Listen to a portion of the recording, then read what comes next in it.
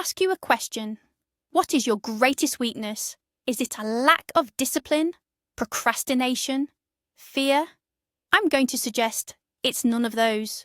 Your greatest weakness is the microscopic, unexamined space between a trigger and your response. It's the moment someone cuts you off in traffic and you feel that surge of rage. It's the critical email from your boss that ruins your entire day. It's the notification on your phone that dictates your mood. This is the invisible battlefield where most men lose the war for their own minds every single day. This video is about that space.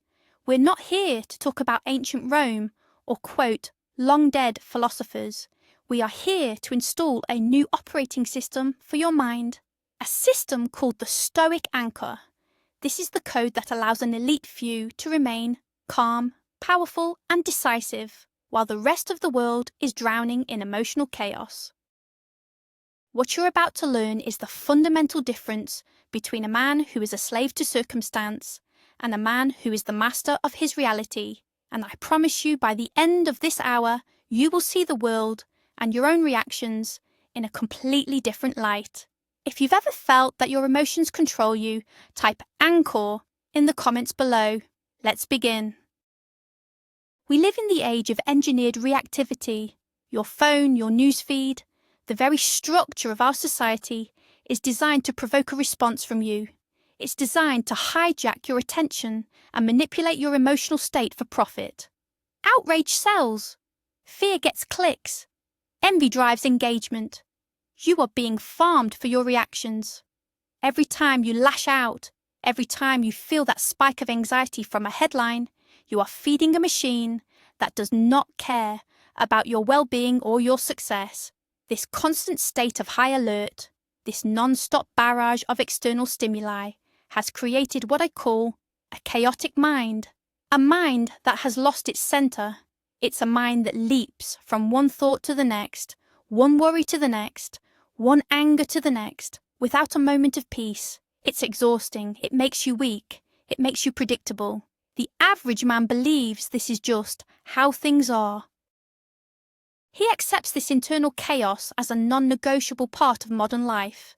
But the man who seeks genuine power, the man who operates on a higher level, understands a critical truth. Your internal state does not have to be a reflection of your external world. You can build a fortress inside your mind that no chaos can penetrate. This is not a metaphor. It is a practical, achievable skill. And it all starts by understanding why you react to everything. 1. The illusion of external control. The foundational error that 99% of people make is believing that external events cause their feelings. The traffic jam made me angry. His comment made me feel insecure. The bad news made me anxious. This is a slave's mentality. It hands the keys to your emotional kingdom over to literally everything and everyone outside of you. Think about how powerless that makes you. Your inner peace is perpetually held hostage by things you cannot and will never control. The first principle of the Stoic anchor is the brutal, liberating acceptance that nothing external has any inherent power over your mind. It is not the event, but your judgment about the event that creates the emotional response. This is the most important distinction you will ever learn. An event is just data, a neutral fact. Your mind is what assigns it a value.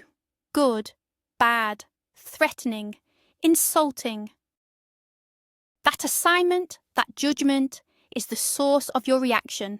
And that judgment is 100% within your control. The moment you truly grasp this, you take back your power. The world no longer has the ability to just reach in and press your emotional buttons. You become the gatekeeper. 2. The tyranny of impression. Let's break this down further. When something happens, let's call it the stimulus, it first creates an impression in your mind. This is an automatic precognitive flash. A car swerves towards you. Your impression is danger. Someone laughs as you walk by. Your impression might be, they are laughing at me. This first impression is not the problem. It's a natural function of your brain's survival mechanism. The problem, where the average man fails, is in immediately accepting this first impression as absolute truth. He fuses with it. The impression danger becomes the emotion fear. The impression they are laughing at me becomes the emotion shame or anger. He doesn't question it. He simply reacts. The Stoic, the man with the anchor, cultivates a pause. He sees the first impression for what it is, a proposal, not a command. He stops and asks, is this true? Is this within my control? What is the most rational and virtuous way to respond to this piece of data? This tiny, deliberate pause is the birthplace of all emotional freedom. It's the space where you stop being an animal, reacting on instinct, and start being a man acting with intention. Practice this. When you feel a reaction brewing, just say to yourself, this is only an impression, and not at all what it appears to be. 3. The ego's hair trigger. Why do we react so strongly to perceived insults or disrespect? The answer is the ego. Your ego is the construct of self you've built up over your lifetime. Your sense of status, of being right, of being respected. It's a fragile thing. When someone challenges it, the ego perceives a threat to its very existence. A critical comment isn't just a different opinion, it's an attack on your intelligence. Being ignored isn't just an oversight, it's an attack on your importance. The ego's defense mechanism is a powerful, instantaneous emotional reaction. It floods you with anger or defensiveness to protect its fragile walls. A man anchored in Stoic principles understands that his true self, his core character, is untouchable by the words or actions of others. He has decoupled his self-worth from external validation. He doesn't need your approval, and he is not diminished by your disapproval. Therefore, an insult has no purchase. It's like throwing a pebble at a battleship. The man ruled by his ego is a house of cards in a hurricane, collapsing at the slightest gust of wind. The Stoic man is a mountain. The winds of opinion may blow, but he remains unmoved. The goal is to fortify your sense of self-worth from within, so that nothing external can shake it. 4. Deconstructing the dichotomy of control. This is the operating system we mentioned earlier. It is the single most powerful and practical tool in the entire Stoic arsenal. It's deceptively simple, yet its mastery separates the masters from the masses. The principle is this: in any given situation, you must relentlessly categorize everything into 2 buckets. 1. Things you have complete control over. 2. Things you have 0 control over. That's it. There is no third bucket. Things in your control include your judgments, your opinions, your actions, your effort, your character. Things not in your control include, well, everything else. The weather, the economy, traffic, what other people think, what other people say, what other people do, the outcome of your efforts. The reactive man wastes 100% of his energy trying to command the things in the second bucket. He gets angry at the rain. He's anxious about the stock market. He's obsessed with changing someone's opinion of him. It is a guaranteed recipe for misery and powerlessness. The Stoic man focuses 100% of his energy, like a laser, only on the first bucket. He can't control the traffic, but he can control his response to it. He can't control if he gets the promotion, but he can control the quality of his work. This isn't passive resignation. It's the ultimate strategic allocation of energy. 5. The myth of a reaction-free life. Let's be clear. The goal of Stoicism is not to become an emotionless robot. This is a common and damaging misconception. The goal is not to suppress your feelings. Suppression is just delayed reaction, and it often comes back with more force. You will always feel that initial flash of anger, that pang of anxiety, that sting of disappointment. These are physiological responses. You are human. The goal is not to eliminate the first arrow, the event and your initial feeling. The goal is to avoid the second arrow. The second arrow is the one you shoot into yourself. It's the story you tell yourself about the feeling. The first arrow is the insult. The second arrow is you ruminating on it for hours, telling yourself, I can't believe he said that. What a disrespectful person. This always happens to me. The first arrow is the job rejection. The second arrow is telling yourself, I'm a failure.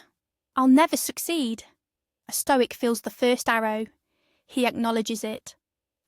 There is anger. And then he lets it pass without firing the second one. He chooses not to add a layer of suffering, of negative judgment, on top of the initial pain. This is the essence of resilience. It's the ability to feel a blow, absorb it, and not let it define your entire internal state. 6. The internal locus of control. This concept is the psychological sibling of the dichotomy of control. Men with an external locus of control believe that their lives are dictated by outside forces, luck, fate, other people. They are victims of circumstance. I can't get ahead because the system is rigged. I'm unhappy because of my boss. My relationship failed because of her. It is the language of powerlessness. A man who operates at a high level cultivates an internal locus of control. He believes fundamentally that he is the architect of his own life. He takes absolute ownership of his actions, his mindset, and his results. This doesn't mean he believes he can control the outcome. That would violate the dichotomy of control. But he knows he can control his input. He takes responsibility. If the business fails, he doesn't blame the market. He analyzes his strategy. If a relationship ends, he doesn't just blame the other person. He examines his own role. This mindset is a prerequisite for building the Stoic anchor.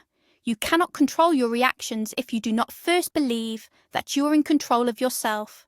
It is a radical shift from things happen to me to I respond to things that happen. It's the move from passenger to pilot of your own life. 7. The power of cognitive reframing.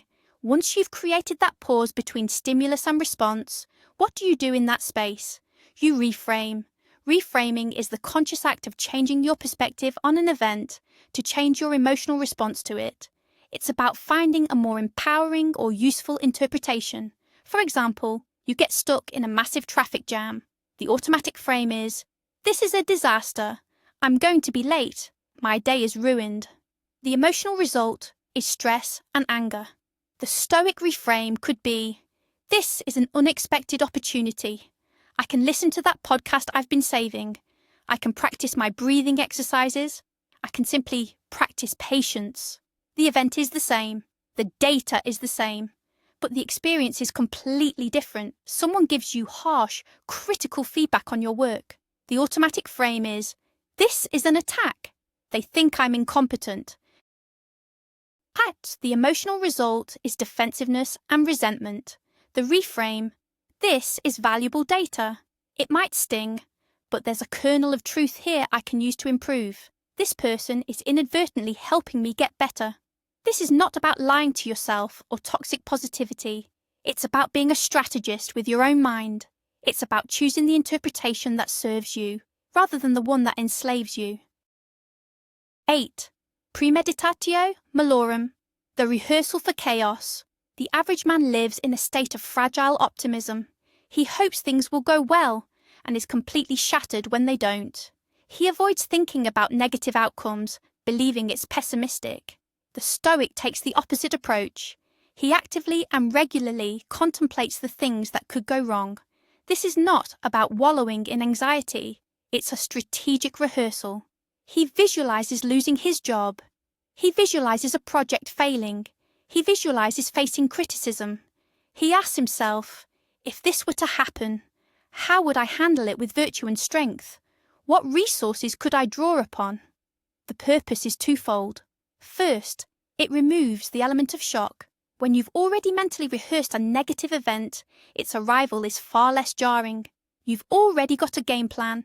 Second, it cultivates gratitude for what you currently have. By imagining life without your health, your job, or your relationships, you appreciate them more profoundly in the present moment. This practice builds a mind that is robust and anti-fragile. It's the mental equivalent of a fire drill. When the real fire comes, you don't panic. You know exactly where the exits are because you've practiced. 9. Amor fati, the love of fate. This is perhaps the most advanced and powerful concept in the Stoic toolkit, the final piece of the anchor. It moves beyond mere acceptance of what happens. It is the practice of actively loving everything that happens, seeing it all as necessary, essential, and for your own good. Even the pain, even the failures, even the betrayals. Amor fati is the mindset that says, this event, no matter how difficult it seems right now, is exactly what I needed to become stronger, wiser, and better. It's not about being happy that something bad happened. It's about choosing to believe that this obstacle is not in your way. It is the way. It is the raw material from which you will forge your character. A project fails. Amor fati. This failure will teach me a lesson I could not have learned any other way. You face a health challenge. Amor fati. This will teach me true resilience and force me to value my life. This perspective transforms every single event, positive or negative, into an opportunity. It makes you completely invincible to fortune. If you can learn to say yes and thank you to whatever life throws at you, what can possibly defeat you? Nothing. You become a collaborator with destiny itself. 10. The view from above. Reactivity is often a problem of perspective. When you're in the middle of a frustrating situation, it feels all-consuming. That annoying email or that delayed flight feels like the most important thing in the world. The Stoic practice of the view from above is a powerful antidote to this cognitive myopia. It's a meditation where you visualize yourself zooming out from your current situation. You see yourself in your room. Then you zoom out to see your building, your city, your country. You zoom out further until you see the earth as a small blue marble in the vastness of space. You see the sweep of human history, the rise and fall of empires, the billions of lives that have come and gone. From this cosmic perspective, how significant is that one annoying email? How truly important is that traffic jam? It shrinks to its proper size, almost nothing. This practice isn't meant to make you feel insignificant. It's meant to liberate you from the tyranny of trivialities. It puts your problems in their proper context and restores a sense of calm and proportion. Most of the things we react to simply do not matter in the grand scheme of things. This exercise reminds your mind of that profound truth. 11. Distinguishing between discomfort and harm. Our modern minds are conditioned to treat all discomfort as harm. We have become incredibly soft. An awkward conversation is seen as a threat. A difficult workout is seen as a punishment. Boredom is seen as a state to be avoided at all costs. This conflation of discomfort and harm is a primary driver of reactivity. We react to escape the feeling of discomfort. The Stoic draws a sharp line between the two. Discomfort is simply a sensation. It is often the prerequisite for growth. The burn in your muscles during a workout is discomfort, not harm. It is the signal of getting stronger.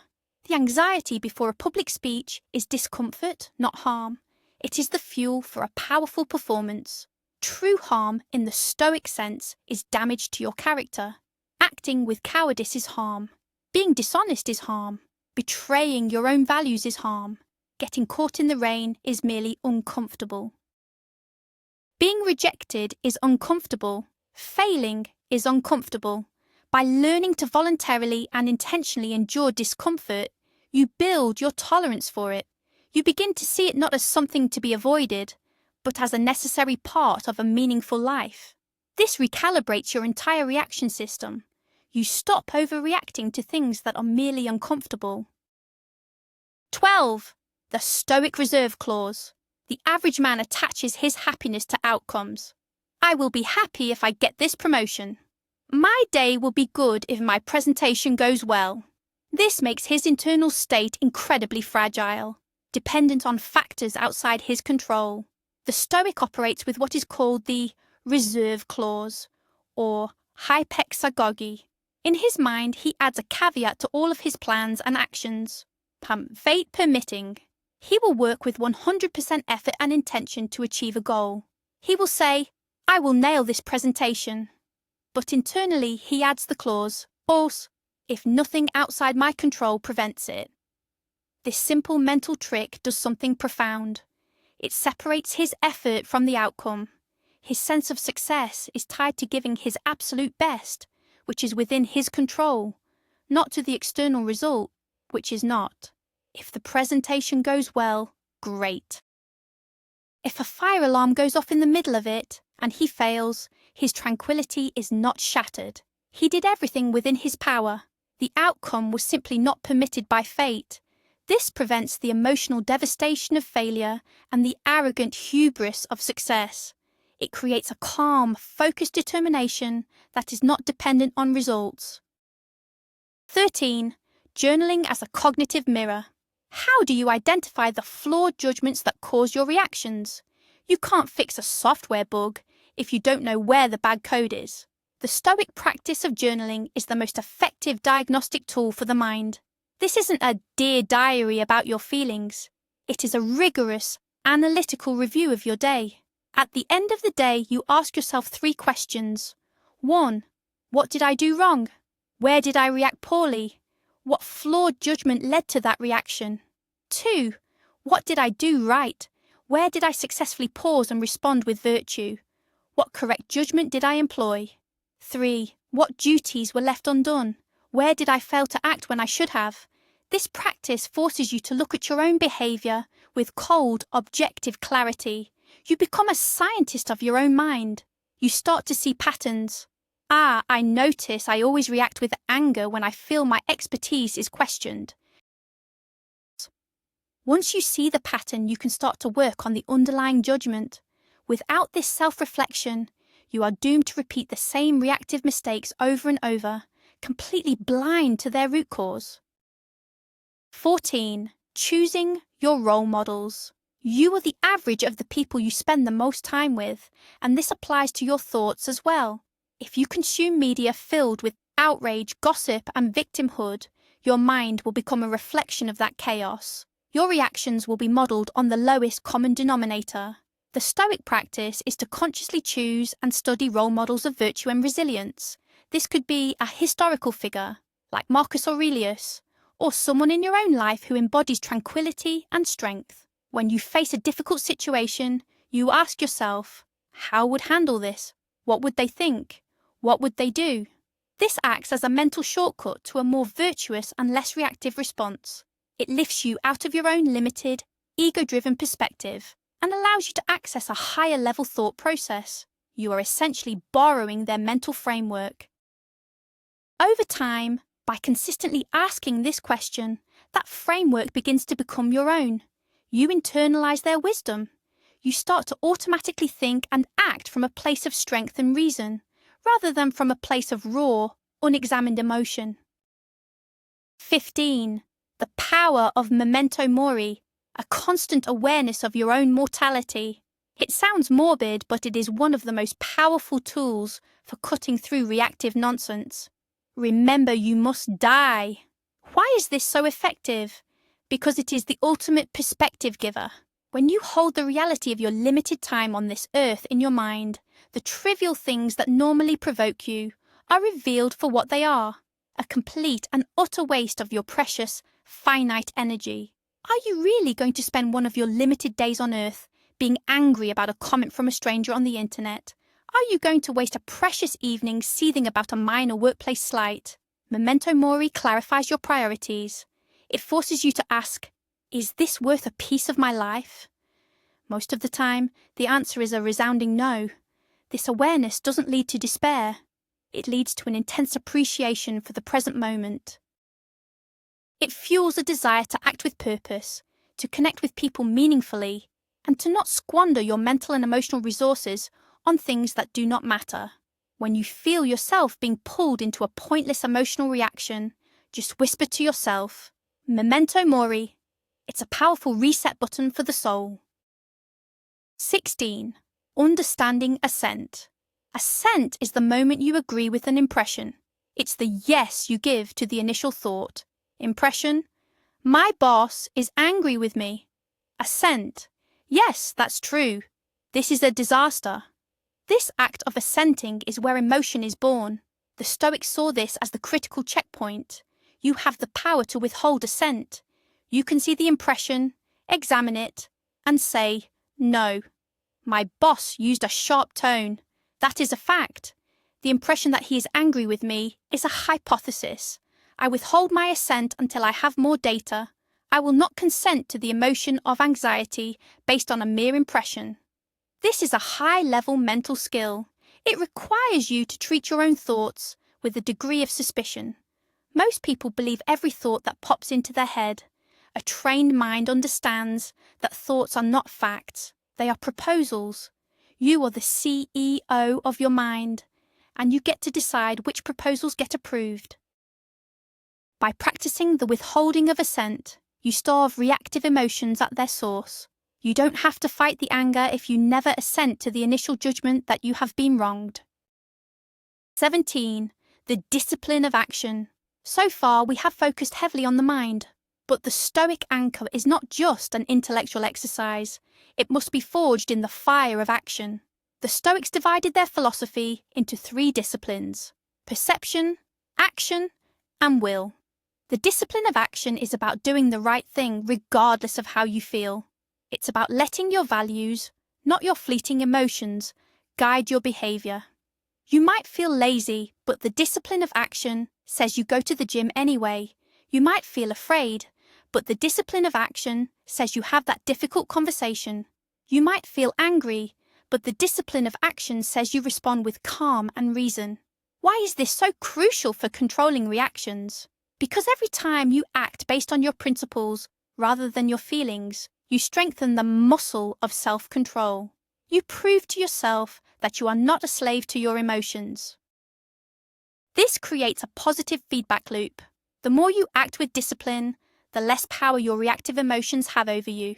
Your identity shifts from "I am a person who feels angry" to "I am a person who acts with composure even when I feel anger." 18. The discipline of will. This is the 3rd leg of the Stoic stool, and it relates directly to the concepts of amor fati and the dichotomy of control. The discipline of will is about your attitude towards the things you cannot control. It is the art of acceptance. It's the inner strength to endure hardship, to face reality as it is, not as you wish it would be. This is your inner fortress. While the discipline of action governs your behavior in the world, the discipline of will governs your soul. A man with a weak will is shattered by setbacks. A man with a strong will sees a setback as an opportunity to practice virtue, courage, patience, resilience. He accepts reality and then asks, given that this has happened, what is the most virtuous path forward? This is the ultimate source of tranquility. If you can develop a will that is content with whatever fate delivers, as long as you are able to act with virtue, then you are truly free. No external event can touch you. This is the bedrock of the Stoic anchor. It's the deep, unshakable understanding that your character is the only thing that is truly yours and the only thing that truly matters. 19. The contemptuous expression. This is a specific technique for dealing with the allure of things that cause negative reactions, like fame, luxury, or decadent pleasures. When you find yourself reacting with envy or craving for something, the Stoics practice breaking it down into its constituent parts to rob it of its power. That expensive wine, it's just fermented grape juice. That fancy car, it's just metal, plastic, and rubber. That celebrity's life you envy? It involves constant scrutiny, lack of privacy, and immense pressure. This is not about being cynical. It is about seeing things with objective clarity, stripping away the marketing and the social status attached to them. You can apply the same logic to negative triggers. That insult that angered you, it's just a series of vibrations in the air, interpreted by your brain based on a lifetime of conditioning. By deconstructing a trigger into its neutral physical components, you dissolve its emotional charge. You see it for what it is, a thing of little intrinsic importance that you have allowed to disturb your peace. It's a mental trick to remind yourself that you are the one who gives things their power. 20. Finding your eudaimonia. What is the ultimate goal of all this? It's not just to be calm, it's to achieve what the Greeks called eudaimonia. This is often translated as happiness, but a better word is flourishing. It means living at your highest potential. It means being a virtuous, excellent human being. It's a state of being that comes from living in accordance with nature, your nature as a rational, social being. Controlling your reactions is not the end goal. It is a necessary prerequisite for eudaimonia. You cannot flourish if your mind is a chaotic mess. You cannot act with virtue if you are constantly jerked around by your emotions. You cannot build a meaningful life if you are a slave to trivialities. By forging the Stoic anchor, you are clearing the ground. You are creating the inner stability and clarity necessary to then go out and build a life of purpose, meaning, and excellence. It frees up your energy from fighting pointless internal battles so you can direct it towards what truly matters: your work, your relationships, your contribution to the world. It is the foundation upon which a great life is built. 21. The circle of concern versus the circle of influence. A modern interpretation of the dichotomy of control. Imagine two concentric circles. The outer, larger circle is your circle of concern. It contains all the things you care about: global politics, the economy, what people think of you, the outcome of a sports game. It's huge. The inner, smaller circle is your circle of influence. It contains the things you can actually do something about: your actions, your words, your choices, your effort. The reactive man lives his life in the circle of concern. His mental energy is constantly fixated on things he cannot change, leading to frustration, anxiety, and a sense of victimhood. The effective Stoic man focuses exclusively on his circle of influence.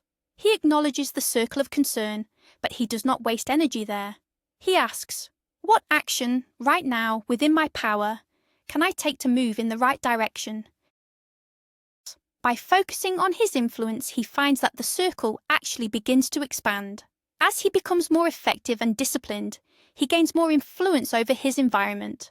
Power and peace do not come from worrying about what you can't control. They come from mastering what you can. 22. The obstacle is the way. This is a core tenet, famously articulated by Marcus Aurelius. It's a reframe of epic proportions. The average mindset sees an obstacle as something that stops progress. I can't move forward because of this problem. The Stoic mindset sees the obstacle itself as the path forward. The obstacle is not in the way. It is the way. The challenge is not an impediment to the exercise of virtue. It is the perfect opportunity to exercise virtue. A difficult co-worker is not an obstacle to having a peaceful workplace. They are the perfect training partner for practicing patience. A sudden financial loss is not an obstacle to your success. It is the perfect opportunity to practice resilience and ingenuity. This mindset makes you unstoppable. Every problem becomes a platform for growth. Every setback becomes a lesson. You stop trying to find a life free of obstacles, which is impossible, and you start welcoming obstacles as the very thing you need to become the man you want to be. It's the ultimate jiu-jitsu of the mind, using the energy of the problem against the problem itself. 23. Differentiating good, bad, and indifferent. For the Stoic, the only true good is virtue, wisdom, justice, courage, temperance. The only true bad is vice, the opposite of virtue. Everything else, health, wealth, reputation, pain, pleasure, life, death, is classified as an indifferent. This is a radical idea. It doesn't mean you don't care about these things. Health is preferred over sickness. Wealth is preferred over poverty. But they have no bearing on your moral worth. They cannot make you a good or bad person. A man can be poor and virtuous. A man can be wealthy and vicious. This framework is a powerful defense against reactivity. Why? Because most of our emotional turmoil comes from treating indifference as if they are ultimate goods or evils. We despair when we lose money, as if we've lost a piece of our soul. We are terrified of public opinion, as if it defines our character. The Stoic reminds himself, this is a preferred indifferent, but it is not essential to my flourishing. My character, my virtue, that is all that truly matters. This puts a protective buffer between you and the ups and downs of fortune. 24. Sympathia, the interconnectedness of all things. Stoicism isn't about selfishly isolating yourself from the world. It's about understanding your place within a larger whole. The concept of sympathia is the recognition that we are all part of a single, interconnected cosmos. We are like the individual limbs of a single body. An injury to one is an injury to all. This perspective cultivates empathy and a sense of duty. When someone acts out of ignorance or malice, the Stoic sees them not as an enemy to be hated, but as a wounded or malfunctioning part of the whole. This doesn't mean you condone their behaviour. You protect yourself, you set boundaries, but you replace reactive hatred with a kind of sad pity or a sense of duty to help if you can. It's hard to maintain white-hot anger at someone when you view them as a confused brother, a part of the same human family. This cosmic perspective helps to moderate your reactions to the failings of others, replacing personal insult with a broader, more compassionate understanding. 25. The dangers of habituation. Your reactive patterns are not random. They are habits. They are neural pathways carved into your brain over years of repetition. Every time you react with anger to a specific trigger, you deepen that groove, making it more likely you'll react the same way next time. The brain is efficient. It loves familiar paths. This is why change is so hard.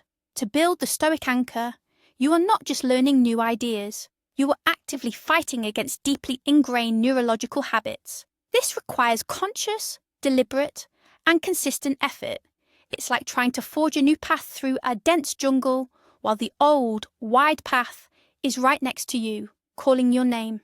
Every time you successfully pause and choose a considered response over a habitual reaction, you are clearing a tiny bit of that new path. Every time you fail, you are treading the old one. This is a long-term project. There will be setbacks. The key is not to despair, but to see each moment as a new opportunity to choose the new path. It is a war of attrition against your own worst habits. 26. The role of the ruling faculty. The Stoics called the rational part of your mind the hegemonikon, or the ruling faculty. This is the CEO, the commander, the pilot. It is the part of you that can observe your thoughts, analyse your impressions, and make conscious choices. Your emotions, your appetites, your instincts, these are like unruly advisors, constantly shouting suggestions and demands. The reactive man lets these advisors run the company. He is ruled by his appetites and his fears. The Stoic man understands that the ruling faculty's job is to listen to all the input, but to make the final decision based on reason and virtue alone. He does not suppress the advisors. He acknowledges their input. Okay, anger, I hear your suggestion that we should yell right now. But then the ruling faculty steps in and says, thank you for your input. We will not be doing that. We will be taking a deep breath and responding calmly. Cultivating this internal leader is the essence of self-mastery. It's the daily practice of asserting the authority of your rational mind over the chaos of your instincts and emotions. 27. Negative visualization versus worrying. It's crucial to distinguish the Stoic practice of premeditatio malorum from simple worrying. Worrying is passive, emotional, and unproductive. It's the mind spinning in circles about a negative future, imagining all the painful details without any constructive plan. It's a state of mental suffering about a thing that hasn't happened. Negative visualization, on the other hand, is active, rational, and strategic. It is a deliberate, time-boxed exercise. You calmly and methodically consider a potential negative outcome, and then most importantly, you game plan your response. If X happens, I will do Y and Z. I will rely on my virtues of A and B. Worrying weakens you and leaves you anxious. Negative visualization prepares you and makes you more resilient. One is a fearful obsession, the other is a strategic rehearsal. The man who worries is a victim of his imagination. The man who practices negative visualization is a strategist using his imagination as a tool. 28. the virtue of apatheia, not to be confused with modern apathy. In Stoicism, apatheia does not mean not caring. It means a state of tranquility that comes from being free of irrational and excessive emotions. It is the absence of mental disturbance. It's not that the Stoic doesn't feel, it's that he is not a slave to his feelings. He can feel anger without being consumed by rage. He can feel fear without being paralyzed by panic. He can feel sadness without being plunged into despair. Apatheia is the result of consistently applying the Stoic toolkit. It's the calm sea that exists after you have built the breakwaters of the dichotomy of control, reasoned assent, and the discipline of will. It's a state of mind that is clear, calm, and ready for effective action. This is the quiet power that others notice in a man who has mastered himself. He is not cold or distant. He is simply solid. He is anchored. 29. On other people's opinions. Obsessing over what other people think is one of the greatest sources of reactivity and misery. We tailor our actions, censor our words, and live in constant, low-grade anxiety, all in service of managing the perceptions of others. The Stoic view is ruthless and liberating. What other people think of you is 100% outside your control. You cannot control their thoughts. Therefore, it is an irrational thing to waste your energy on. Furthermore, their opinion is based on their own limited information, their own biases, their own mood. Why would you ever outsource your self-worth to something so fickle and unreliable? A strong man's value is determined by his own character, not by the applause or criticism of the crowd. He focuses on acting with integrity and virtue. If others approve, that's fine. If they disapprove, that's also fine. It's simply external data. This doesn't mean being a jerk or ignoring all feedback. It means you take feedback as data to improve, but you never let it define your core sense of self. 30. The dichotomy of choice. A subtle but powerful layer on top of the dichotomy of control. At any given moment, you have a choice. You cannot control what happens to you, but you always have the power to choose how you respond. This is the ultimate human freedom, the one thing that can never be taken from you. Even in the most extreme circumstances, you have the choice of what attitude to adopt. Viktor Frankl, a survivor of the concentration camps, wrote about this profoundly. They could take everything from him, his family, his home, his dignity, but they could not take his freedom to choose his response to that suffering. This is the core of your power. The reactive man forgets he has a choice. He feels an emotion and thinks the corresponding action is mandatory. He feels anger, so he must lash out. He feels fear, so he must retreat. The Stoic man lives in the awareness of this choice. He knows that between the stimulus and the response, there is a space, and in that space lies his freedom and his growth. Your life is the sum of the choices you make in that space. 31. Action over words. It is easy to talk about Stoicism. It is easy to read the books and quote the philosophers, but the philosophy is meant to be lived, not just discussed. Your reactions are the ultimate test of your understanding. You can claim to be a Stoic all you want, but if you lose your temper in traffic or get thrown off by a critical comment, your actions betray you. True mastery is demonstrated, not declared. Therefore, focus less on adopting the identity of a Stoic and more on the consistent practice of the principles. Be the man who is calm under pressure, not the man who talks about being calm under pressure. Be the man who takes responsibility, not the man who talks about responsibility. The world has enough commentators and theorists. What it needs are men of action and character. The Stoic anchor is not an intellectual trophy. It is a tool, and a tool's only useful when it is used. Judge yourself not by your knowledge of the principles, but by your embodiment of them in the face of real-world challenges. 32. The Stoic is a work in progress. Not even Marcus Aurelius, the philosopher king, was a perfect sage. His meditations are a record of him reminding himself of these principles over and over. He was constantly course-correcting. This is a crucial point. The goal is not to achieve a state of perfect, unwavering tranquility overnight. The goal is to be on the path, to be making progress. The Romans had a term for this, prokopton, the one who is making progress. You will fail. You will have days where you react poorly. You will fall back into old habits. The difference between the man who will eventually succeed and the one who won't is what happens after that failure. The man who fails gives up. He says, "This is too hard. It's not for me." The prokopton sees the failure as a learning opportunity. He gets up, dusts himself off, analyzes what went wrong without self-loathing, and resolves to do better next time. Embrace the identity of the prokopton.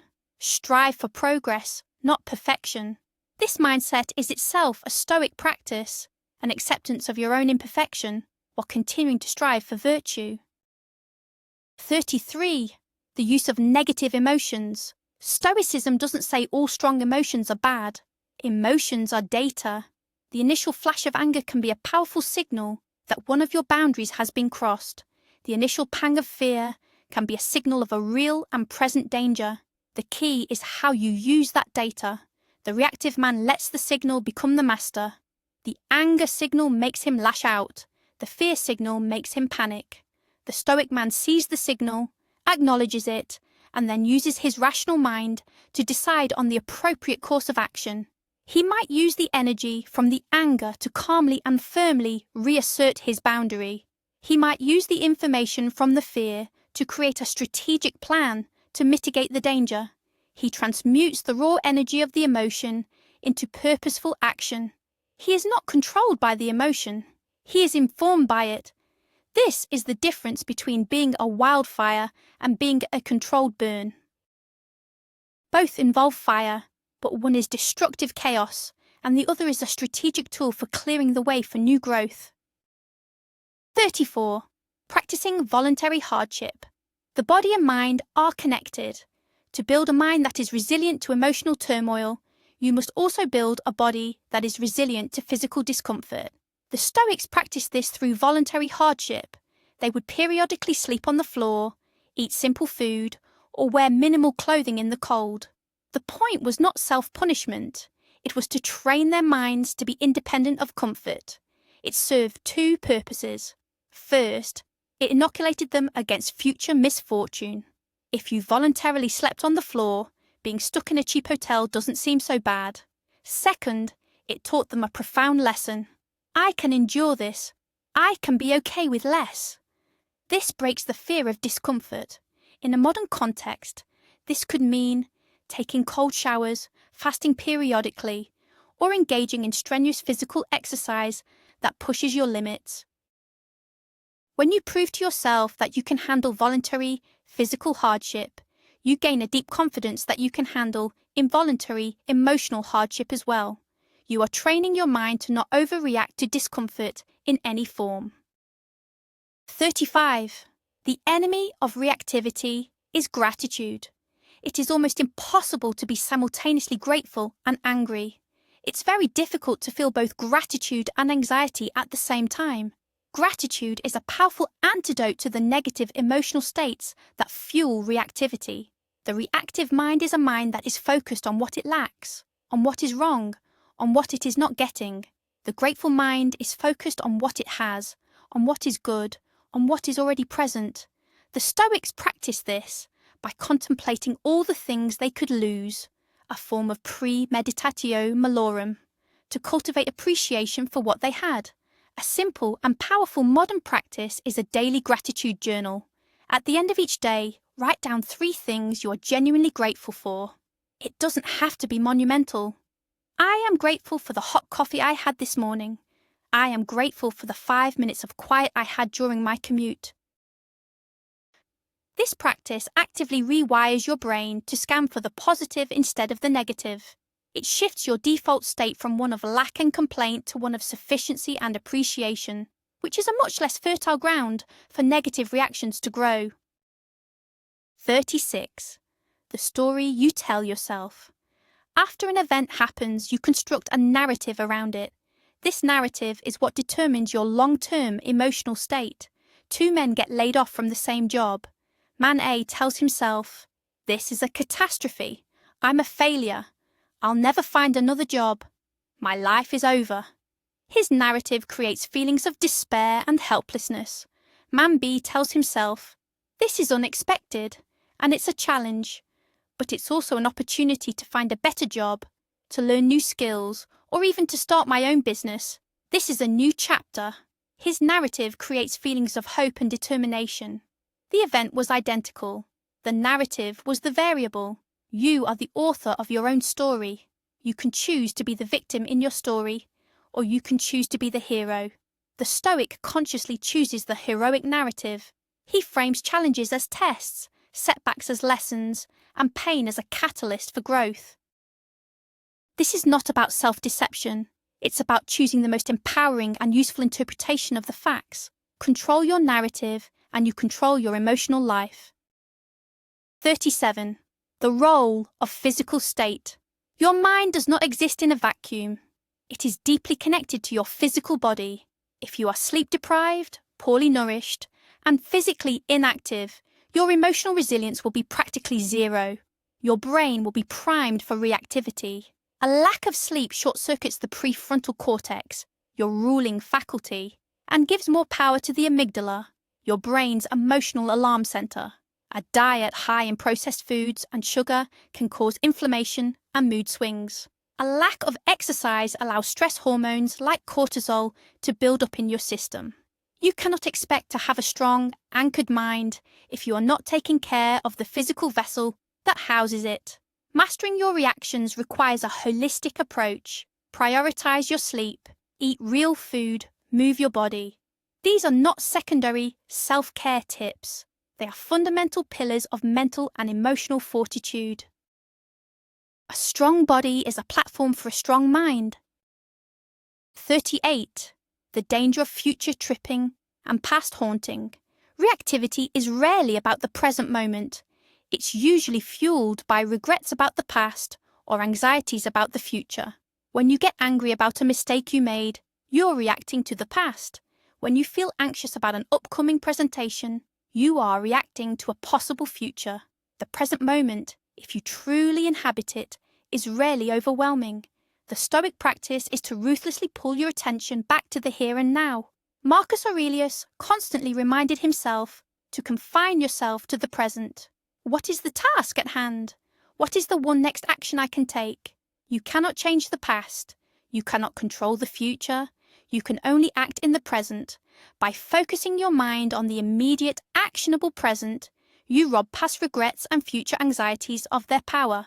You are not ignoring the future. You plan for it. You are not forgetting the past. You learn from it. But you refuse to let them emotionally hijack your present. The anchor only works in the now. 39. Duty as a North Star. The concept of duty, or kathekon in Greek, is a powerful stabilizer for the mind. When you are guided by a sense of duty to your family, to your work, to your principles, your decisions become simpler and less emotional. You act not based on what you feel like doing, but on what you know you ought to do. This provides a clear, external standard that cuts through the fog of emotion.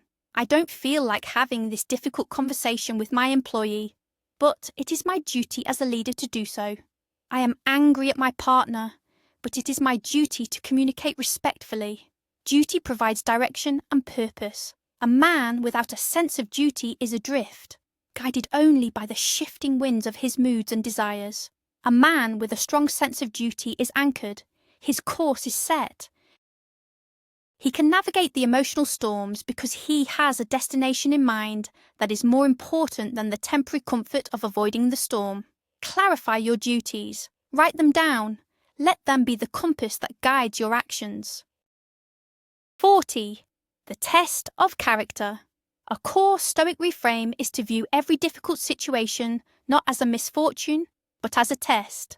Life is constantly testing your character, your resilience, your virtue. A traffic jam is a test of your patience. A rude person is a test of your composure. A major failure is a test of your courage. When you adopt this mindset, you shift from a passive victim to an active participant. You are not just enduring the situation, You are engaging with it as an opportunity to demonstrate your strength. This makes life a training ground, a gymnasium for the soul. It adds a sense of meaning and purpose to even the most mundane annoyances. You start to almost welcome the tests because you know that each one you pass makes you stronger. The question is no longer, why is this happening to me? The question becomes, how can I use this to prove my character? This is how you transform from a man who is broken by life's challenges into a man who is built by them. 41. On dealing with insults. An insult is a classic trigger for a powerful, ego-driven reaction. The Stoic has a multi-layered defense system. First, consider the source. Is the person who insulted you someone you admire and respect? Is their opinion truly valuable? Usually it's not. As Marcus Aurelius said, it's bizarre to be so concerned with the opinion of someone you yourself don't think much of. Second, consider the content. Is there a grain of truth in the insult? If so, great. This person has just given you free feedback you can use to improve. You should thank them. If it's completely false, then why should it bother you? It's like being angry that someone called you a three-headed dragon. It's so obviously untrue that it's absurd. Third, use humour. The ability to laugh at yourself is a superpower.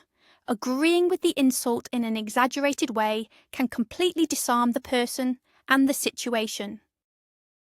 An insult only has power if you agree, on some level, that it is a meaningful attack on your worth. By detaching your self-worth from external opinions, you make yourself insult-proof. 42. The asymmetry of anger. Anger is a uniquely self-destructive emotion. As the saying goes, holding on to anger is like drinking poison and expecting the other person to die. Your anger does far more harm to you than it does to the person or situation that caused it. It floods your body with stress hormones, clouds your judgment, and leads to regrettable actions and words. The object of your anger, meanwhile, is likely going about their day, completely unaffected. It is a profoundly irrational and strategically foolish state to be in. The Stoic recognizes this asymmetry.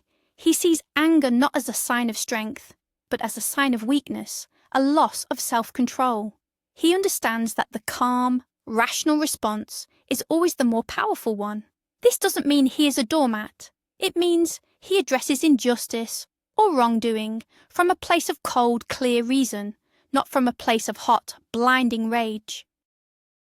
One leads to effective solutions, the other leads only to more chaos.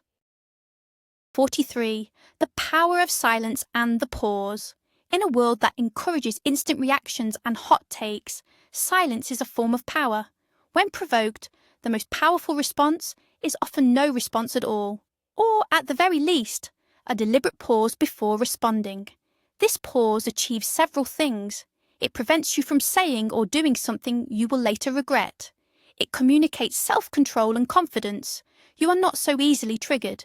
It gives you time for your ruling faculty to come online and assess the situation rationally. And often, it completely throws off the person trying to provoke you. They are expecting a fight, a reaction. When you give them calm silence, you refuse to play their game. You are operating on a different level. Practice inserting a deliberate pause into your conversations. Before you respond to a challenging email, wait an hour. Before you answer a pointed question, take a deep breath. This space you create is where wisdom lives. 44. Onboarding the inner citadel. The inner citadel was the Stoic metaphor for a mind so well fortified with principles and training that it becomes impregnable to external chaos. This is not something you are born with. It is something you build brick by brick, every single day. Each time you choose a considered response over a knee-jerk reaction, you add a brick. Each time you practice voluntary hardship, you reinforce the walls.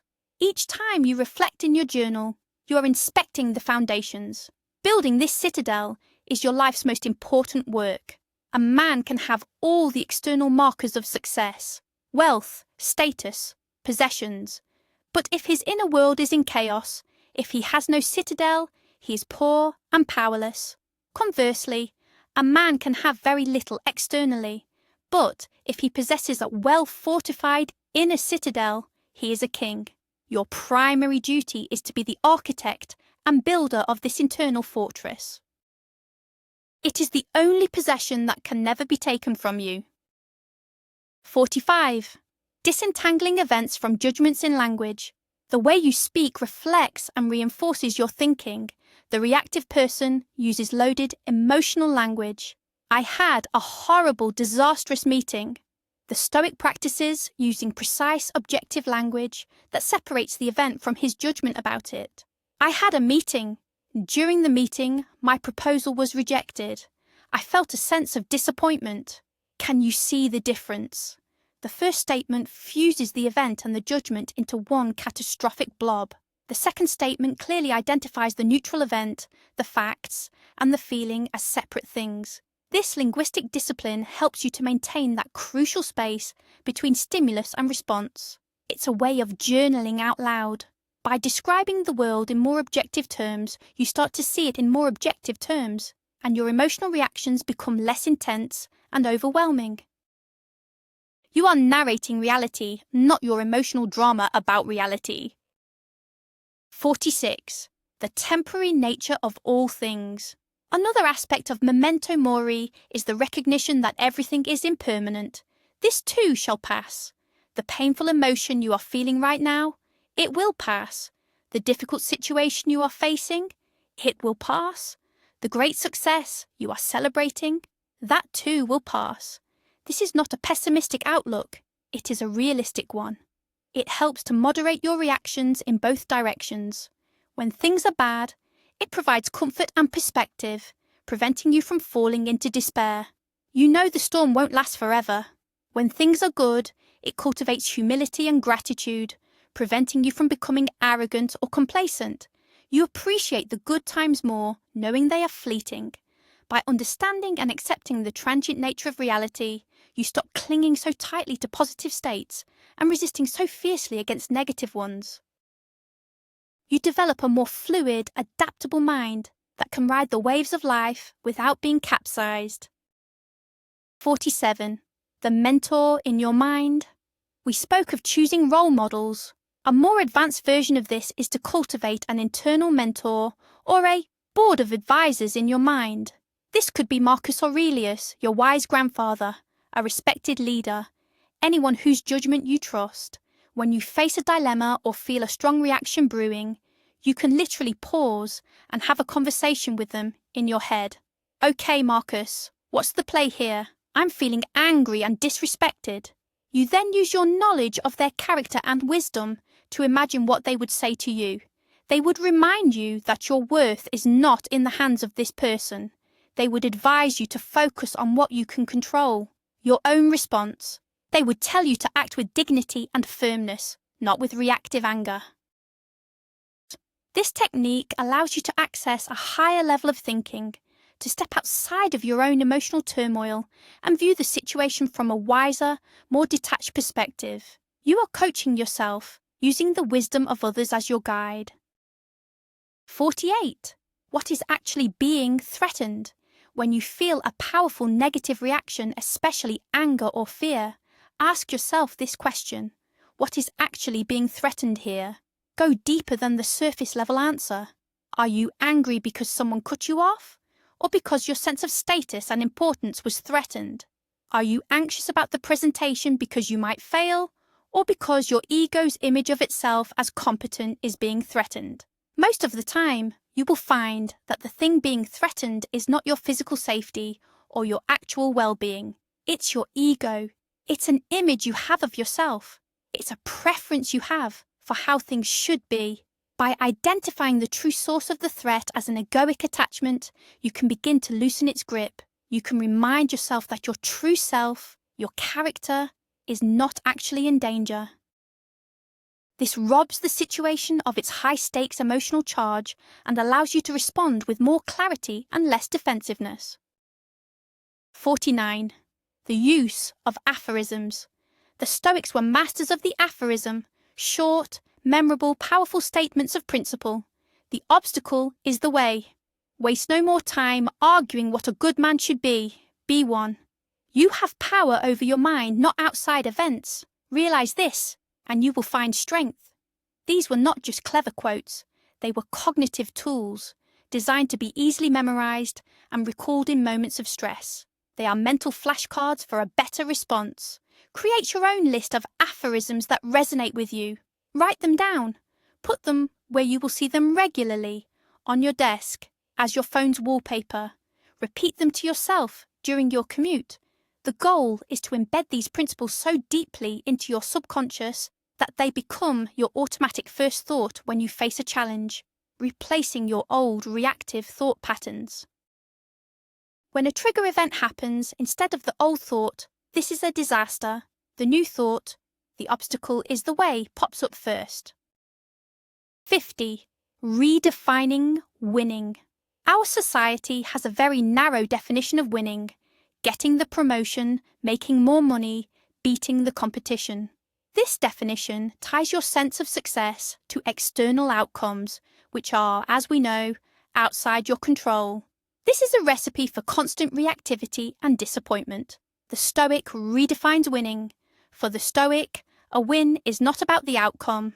A win is acting with virtue and excellence in any given situation, regardless of the result. You can lose the game but win by playing with integrity and sportsmanship. You can fail to get the contract, but win by giving the best presentation of your life. You can face a terrible diagnosis, but win by facing it with courage and dignity. This redefinition is profoundly liberating. It means you can win every single day, in every single situation, because the metric for winning, your own character, is always within your control. You stop chasing external validation and start focusing on internal excellence. This is the ultimate source of stable, self-generated confidence. 51. Embracing your role in the human hive. The Stoics emphasized our social nature. Marcus Aurelius frequently wrote that what is not good for the hive is not good for the bee. This perspective is a powerful check on selfish, ego-driven reactions. Before you react, ask yourself, will this action serve the common good? Will my anger, my complaint, my defensiveness help my family, my team, my community? Often the answer is no. A reactive outburst is almost always a selfish act designed to soothe your own ego at the expense of the group's harmony or effectiveness. By framing your actions within the context of your duty to the hive, you are prompted to choose responses that are more constructive, patient, and collaborative. It shifts your focus from "what do I want to do" to "what is the right thing to do for us?"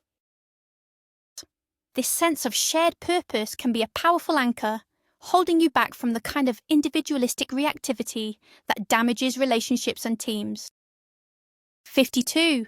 The physiology of the pause. When a trigger occurs, your sympathetic nervous system kicks into fight or flight mode. Your heart rate increases, your breathing becomes shallow, and adrenaline floods your system.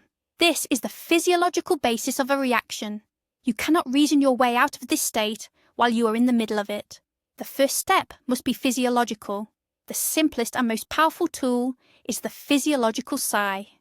It involves 2 sharp inhales through the nose, followed by a long, slow exhale through the mouth. This technique has been shown to rapidly down-regulate the nervous system, essentially hitting the emergency brake on the stress response. Practice this. The moment you feel that surge of reactivity, before you do anything else, perform 1 or 2 physiological sighs.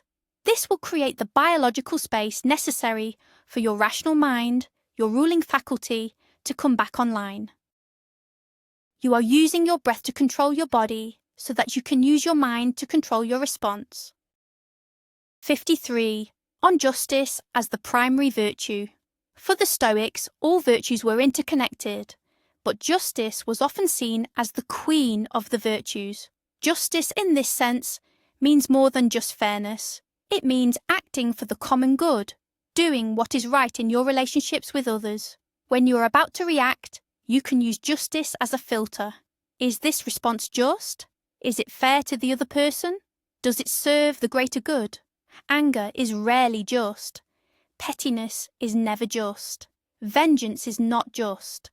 This filter forces you to elevate your perspective beyond your own hurt feelings or egoic demands. It compels you to act like a good man, a good citizen, a good leader. When you make justice your primary motivation, you will find that many of your triggers for personal reactions simply melt away. Your personal slight becomes less important than your commitment to acting honourably and constructively. You act from principle, not from pique. 54. The dichotomy of effort and outcome. This is a crucial distinction for any ambitious man. You are in complete control of your effort, you are not in control of the outcome. A reactive man conflates the two. If the outcome is bad, he concludes his effort was wasted and becomes discouraged. If the outcome is good, he becomes arrogant and assumes his effort guarantees future success. A Stoic man separates them completely. He pours 100% of himself into his effort because that is his duty and that is where his virtue lies. Then he completely and totally accepts the outcome, whatever it may be. He finds satisfaction and pride in the quality of his input, not the randomness of the output. This is the mindset of the professional. He shows up, does the work to the absolute best of his ability, and lets the chips fall where they may. This allows him to remain stable and persistent in the face of both failure and success, avoiding the emotional roller coaster that derails so many. 55. The inner scorecard. Society trains us to live by an outer scorecard. Your job title, your bank account, the number of followers you have, the car you drive. These are all external, fickle, and ultimately meaningless metrics. They make you a slave to the opinions and systems of others. A man building a Stoic anchor learns to live by an inner scorecard. The only questions on this scorecard are, did I act with virtue today? Did I live up to my own principles? Did I give my best effort? Was I a good man? This is the only judgment that matters. When you are guided by your inner scorecard, you are free. You are no longer chasing the approval of others because you are your own judge. You are no longer devastated by external failures because you know you won on the only scorecard that counts. This is the source of true, unshakable self-esteem. It is built not on what you have, but on who you are. 56. The antidote to envy. Envy is a corrosive and pointless reaction. It is the act of being pained by another's good fortune. The Stoic antidote is twofold. First, apply the dichotomy of control. Another person's success is entirely outside your control. Wasting emotional energy on it is therefore irrational. Focus instead on your own path, your own actions, your own circle of influence. Second, practice the rejoicing in others' virtue. If someone has achieved success through hard work, discipline, and skill, through virtue, then you should be happy. The world has one more example of excellence in it. You can learn from them, be inspired by them. If they achieve success through luck or deceit, then why would you envy that? They have gained a preferred indifference at the cost of their character, which is a terrible trade. You would not want to be them. This logical process starves envy of its fuel. Instead of seeing other successful people as competitors, you see them as either role models or cautionary tales. 57. The strategic value of good cheer. The Stoics were not grim, joyless figures. They believed in cultivating a state of good cheer, or euthymia. This isn't a bubbly, fake happiness. It's a deep-seated sense of contentment and benevolence that comes from living a virtuous life and accepting fate. This good cheer is a strategic asset. It makes you more resilient, more creative, and more pleasant to be around. It draws people to you. When you face challenges with a calm and cheerful disposition, you inspire confidence in those around you. It's a choice. You can choose to face the day's tasks with resentment and complaint, or you can choose to face them with a sense of purpose and a light heart. This choice has a profound impact on your own experience and on your effectiveness as a leader and a human being. Good cheer is not the absence of problems, it is the attitude you bring to them. And that attitude is entirely within your control. 58. The cost of a reaction. Nothing is free. Every reaction has a cost. Before you indulge in an emotional outburst, do a quick cost-benefit analysis. The fleeting satisfaction of telling someone off, what is its cost? It might be a damaged relationship, a lost business deal, a ruined day, or a spike in your own blood pressure. The comfort of procrastinating on a difficult task, what is its cost? It is future stress, a poorer quality result, and a chip away at your own self-respect. The reactive man only sees the immediate perceived benefit of his reaction. The wise man, the Stoic, sees the long-term cost. He asks, is the price of this reaction worth it? 9 times out of 10, it is not. The temporary relief is not worth the long-term damage. By training yourself to consider the cost, you transform reactivity from an indulgent pleasure into a bad investment. You become a shrewd investor of your own emotional capital. 59. Self-control is the foundation of freedom.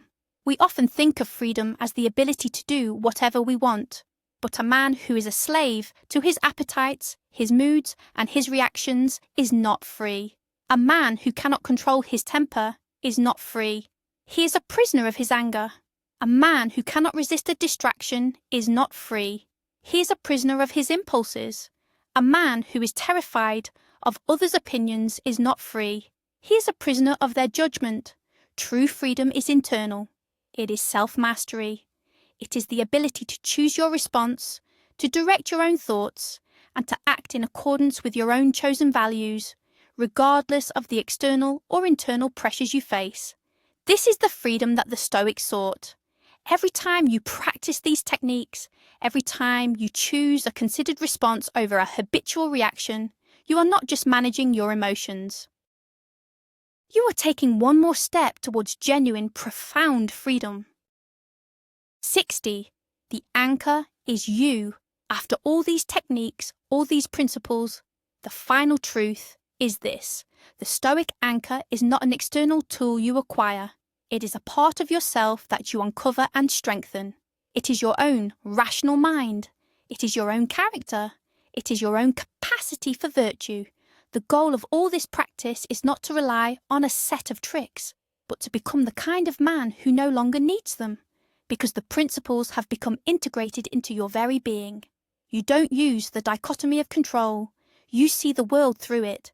You don't practice amor fati, you live it. The ultimate goal is to embody this philosophy so completely that your natural default response to any situation is one of calm, courage, and wisdom. You don't need to hold on to the anchor, because you are the anchor. You are the unshakable rock in the midst of the storm. This is the ultimate aim of our work, and it is a journey worthy of a man's entire life. We've covered a vast amount of ground. We've deconstructed the mechanics of your reactivity and laid out the blueprints for building an unshakable inner fortress. But if you walk away with only one thing, let it be this. You are not your first thought. You are not your first feeling. You are the one who observes them. Your power, your freedom, and your entire potential as a man lies in the space you create between the world's stimulus and your chosen response. Most men will live and die as puppets, their strings pulled by notifications, by insults, by their own untamed emotions. But not you. Not anymore. Today you have been given the tools. The storm of modern life will not cease. The waves of chaos will continue to crash. But from this moment forward, you have an anchor. It will take work to forge it, to lower it, to trust it, but it is real, and it is yours. Thank you for investing this time in yourself, for choosing to be among the few who seek to master their inner world. If this material resonated with you, subscribe and join a community of men dedicated to this path. The real work begins now. My question to you is this. What is the one specific trigger in your life that you will apply these principles to first? Let me know in the comments. Now go and be the rock.